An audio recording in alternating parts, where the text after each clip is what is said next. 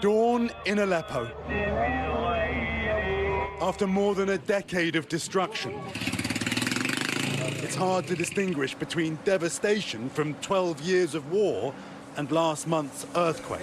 These people who've been buffeted by so much for so long, and now they've been hit again, and really you feel that breaking point within them. 36,000 buildings, mostly homes, are uninhabitable, according to the World Food Programme, which provided NBC News with these images.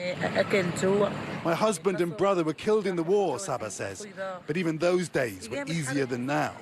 The World Food Programme tells us people are foraging for food. The hunger here now worse than at any time during Syria's long conflict. Prices so high, onions are a luxury. It says it is distributing food rations to around 650,000 people monthly. We spoke to Ken Crossley from the World Food Programme. He's in Damascus, having just returned from Aleppo.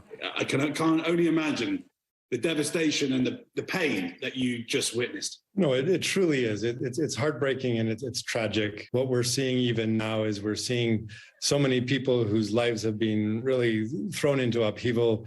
They've left their homes. They're living now in shelters, in mosques, in schools, in gymnasiums, some sleeping out in parks. They're clearly unable to go back home. The massive earthquake that struck this region had its epicenter at the Syrian-Turkish border. But after a devastating civil war, Syria is harder to reach. Still, last month, this video from Aleppo province was seen around the world. A newborn baby taken from the rubble, born more than 10 hours after the quake hit. There was that moment of hope for that baby, Afra, but you need much more hope than that for many more people. You need not just a moment, you need a sustained commitment. You need to sort of the whole community and all of the apparatus coming together for the sake of that child. But that's also what the people of Syria right now, they need not just a moment of hope. They not just need a sort of a glimmer, but we need sustained efforts, sustained support, and thoughtful ways of supporting the people of Syria. With 2.5 million Syrians still severely food insecure, the hunger for recovery continues. Keir Simmons joins us now. And Keir, those compelling pictures only tell part of the story. Has there been any relief to bring in food and supplies? Because we saw right after the earthquake, as you mentioned in the report, it was nearly impossible for aid workers to get in or NGOs because of this war.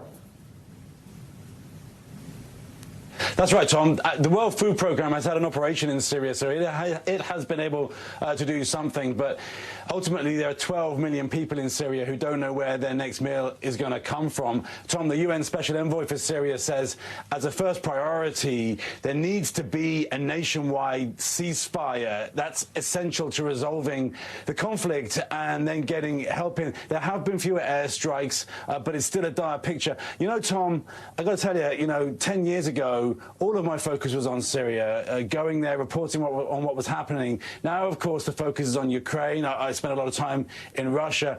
It's really worth remembering that when we move on, when the TV cameras move on, when the spotlight moves, people are left behind and they still need help. And on that point, though, Keir, sometimes all of these places are still connected, right? We know the head of Syria, Bashar Assad, recently met with Vladimir Putin. What do we know about that meeting, and do we have a readout?